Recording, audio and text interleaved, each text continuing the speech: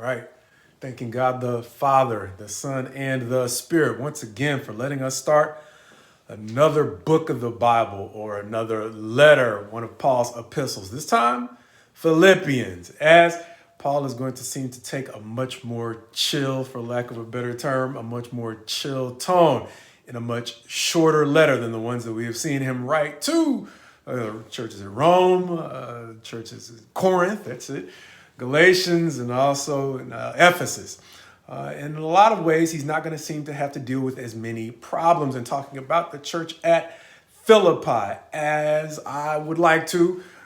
First of all, organize my thoughts, but I'd like to organize my thoughts around the theme all, understanding that it both seems like a good structural lens through which to summarize the chapter and quite possibly a good thematic lens to understand what our relationship or what our attitude should be to what Christ has done for us and what that means for the way that we should go about living our lives as once again, as he has already told, who is it? The Ephesians in chapter 4, that they should walk worthy. He's not going to say that literally again in his letter to the Philippians, but he is literally going to say in chapter 1, let your manner of life be worthy of the gospel of Christ. And so he's emphasizing responsibilities once again, not just rewards. In this chapter, that in the first two verses, he is going to start out with his familiar pattern of giving the introduction or a greeting.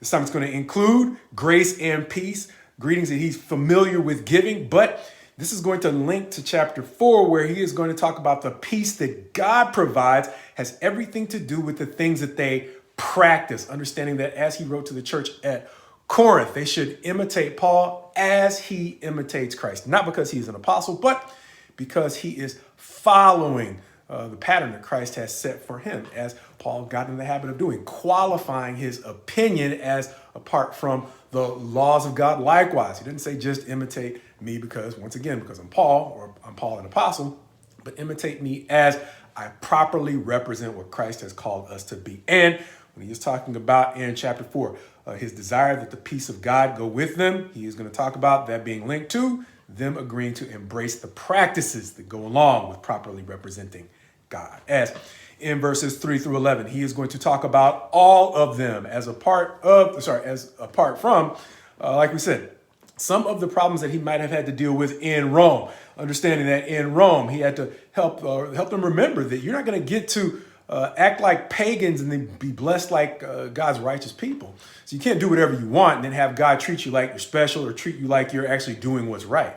So he emphasized that early on in his letter to the Romans. Likewise, with Corinth, he said, God's not going to reward you for the disputing that's going on in Corinth. And then likewise, he's going to tell them that they cannot water down the full set of responsibilities that God has given them and expect him to give them the full blessing of truly being an accurate representation of what he's called them to be. And then likewise at Ephesus, by the time we get to, like we said, the words that God has or Christ has for them through John in the Revelation, the low-key words that Paul has to them in his epistle about their love and maintaining their love, that's going to be really important, because when Christ sends word to them, he's going to say that they have left the love that they had at first, and that's going to matter. And so all of those things might be reasons why each of those epistles dealt with a larger set of concerns that it seems Paul had for each of those churches, whereas here he is going to remind the Philippians that they have a large set of, that they have responsibilities, but he's going to focus a whole lot more on the things that he appreciates about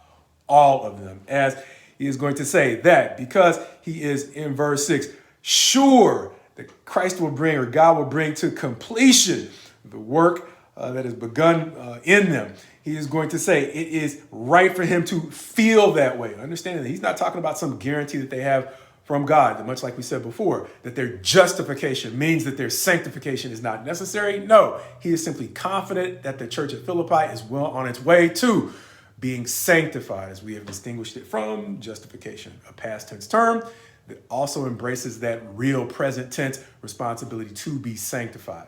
Similar to what he is going to say later on, as we mentioned, when he tells them that they have to embrace the practices, we might say link to their sanctification or the completion of what God has begun in them. As he is then going to go on and say that he wants that love to increase for a purpose. Verse 10, so that they may approve of what is excellent and thereby be pure and blameless.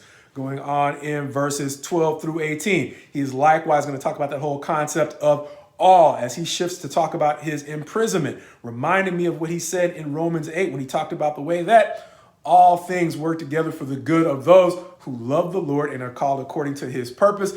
He's going to say that much like at least what this passage reminds me of in the life of Joseph, even though his brothers meant it for ill, selling him into slavery, it turned out for the salvation of many, understanding that he ended up in Egypt, saving many during the time of famine, his own family, the ones that sold him into slavery, included. So even though they meant it for ill, it turned out for good. Likewise, Paul, even though he ended up in prison, he's going to talk about all the benefits it had for advancing God's purpose. Likewise, he's going to say, even in his absence, there are others who are preaching, but they're not necessarily preaching from the right motives. And so even in their ill motives, they're still advancing the cause of Christ, or they're still counting some wins or accumulating some wins for God, understanding he can use us whether or not our motives are right, but we should not expect to get the reward for healthy motives just because we're doing the right things, and God can get benefits from the things we might be doing for the wrong reasons, as he is going to encourage them, like we said, by the time you get to verse 27, to let their manner of life be worthy. So don't discount the fact that your motives still matter. But before we get there, he is going to talk about in verses 18 through 26, his perspective. Once again, much like that Romans 8 perspective, that all things work together for the good. He's going to say in either circumstance, life or death, he is able to see a win in what God has ahead for him, or what Christ has ahead for him. In the famous passage, to live is Christ and to die is gain. As once again, that theme all is going to seem to matter in verses 27 through 30, as he is going to say, don't let that confidence that they can have as well get you carried away. You still have, as we said, responsibilities. As he's going to say in verse 27, only let your manner of life be worthy of the gospel of Christ, as we have already mentioned. Understanding that by the time he gets to the end of the chapter, in verses 29 and 30, he is going to remind them of their responsibility to embrace all that Christ has called them to do and to be. Verse 29, for it has been granted to you that for the sake of Christ, you should not only believe in him, but also suffer for his sake. Not just telling them that they have to suffer, it is what binds them together. Understanding in other places he's talked about the way that Christ has suffered, setting us an example. And he's going to say that's the example he has walked in as well. He has walked in as well in verse 30, where he's going to say, engaged in the same conflict that you saw I had, and now hear that I still have. Understanding all of that, this chapter reminded me of the dangers of being convinced that we can somehow seek a discount salvation when Christ paid full price. Understanding that we can be tempted to want all of the promises, all of the good things that God has promised us, without embracing, as we see in chapter 4, all of the practices that also go along with claiming that we belong to Christ. Again, wanting all that is promised without embracing all that's required. Reminding me of what he's already written. I think it was to the Galatians, but as we said, I'll try to link it just in case I got that wrong. God is not mocked. Whatever we sow, we shall also reap. God has, or at least Paul has promised that is what we can expect from God. Once again, we will not get a discount salvation from the Christ who paid full price. And with that mentality, it seems that he is writing to the Philippians from a very different perspective.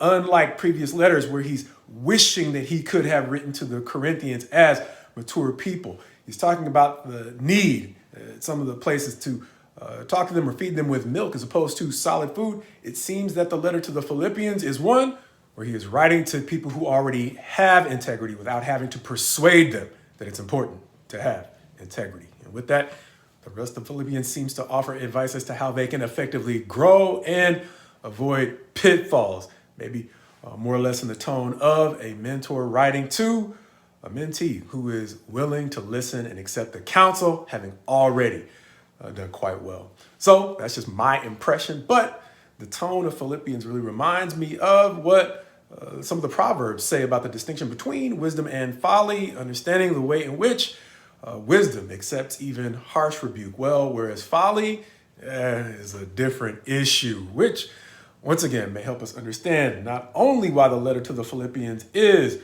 quite a bit shorter, but it may help us understand why Paul seems to take on the tone of writing to those who are already in the mindset to embrace all of the things that God has called them to do. Which is why we often say, my prayer for you is my prayer for me. May God find us to be the kind of people that at least want his help in embracing all the things he has called us